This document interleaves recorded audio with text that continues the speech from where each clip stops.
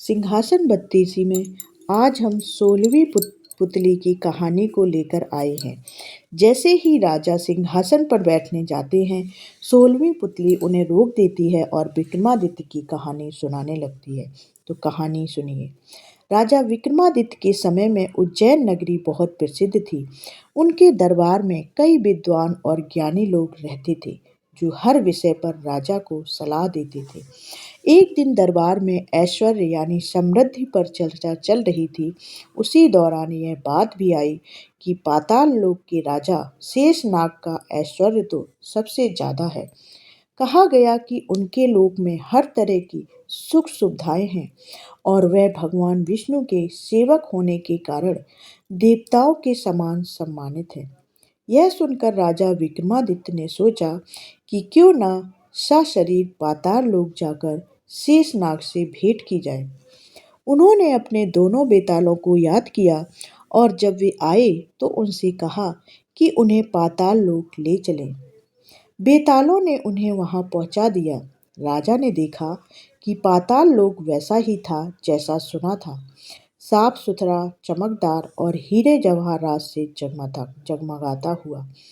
जब शेषनाग को पता चला कि पृथ्वी लोक से कोई व्यक्ति सशरीर उनके लोक में आया है, तो वे स्वयं राजा से मिलने आई।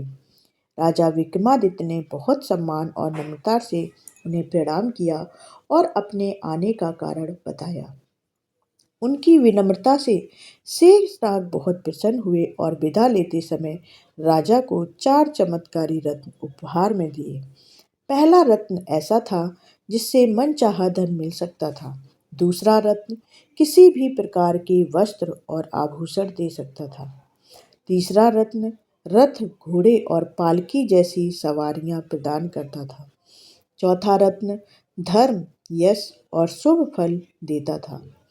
फिर बेतालों ने राजा को सुरक्षित उनके नगर की सीमा तक पहुंचाया और वहां से अदृश्य हो गए। राजा विक्रमादित्य जब अपने नगर में प्रवेश कर रहे थे, तभी उन्हें एक परिचित ब्राह्मण मिला। उसने राजा से उनकी पाताल यात्रा और रत्नों की बात सुनी और कहा कि राजा की हर सफलता में उनकी प्रजा की भी भागीदारी होती है। यह सुनकर राजा मुस्कुराए और बोले कि यदि ऐसा है तो वह अपनी इच्छा से कोई रत्न मांग सकते हैं। ब्राह्मण असमंजस में पड़ गया और बोला कि वह अपने परिवार से विचार विमर्श करके बताएगा। वह घर गया और अपनी पत्नी, बेटे और बेटी को सारी बात बताई। पत्नी ने कहा कि उन्हें धन वाला रत्न लेना चाहिए।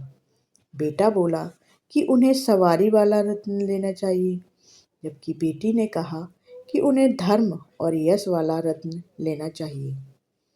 तीनों की राय अलग अलग थी, इसलिए ब्राह्मण निर्णय नहीं कर सका और उलझन में वापस राजा के पास आ गया। राजा विक्रमादित्य ने उसकी स्थिति देखकर मुस्कुराते हुए कहा, तुम्हारे परिवार के विचारों में भेद तो है, लेकिन सबका मन साफ है। यह कहते हुए उन्होंने ब्राह्मण को चारों के चारों रत्न उपहार में दे दिए।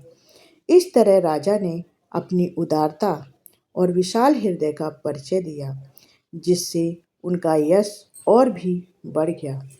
अगली कहानी देखने के लिए हमारे चैनल को सब्सक्राइब कर लीजिए और सिंहासन बत्तीसी की सारी कहानियाँ देखते और सुनते रहिए।